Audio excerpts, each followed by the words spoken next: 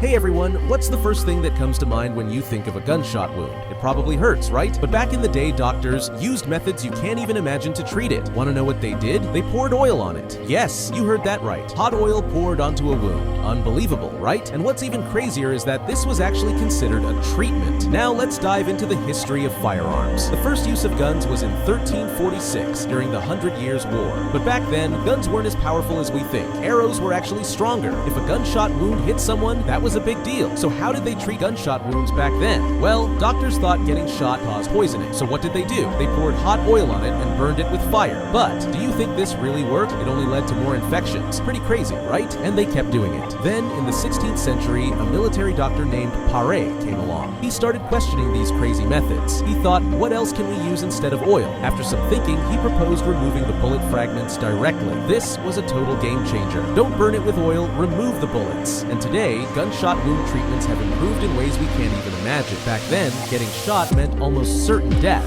But now, even if a bullet goes through your head, there's a 40% chance of survival. Isn't that incredible? Survival rates keep going up. Looking at the history of gunshot wound treatment, it's crazy to think that those wild methods actually helped shape the treatments we have today. Thanks to those old techniques, we're able to survive gunshot wounds like never before. Seriously, the history of gunshot wound treatment is wild.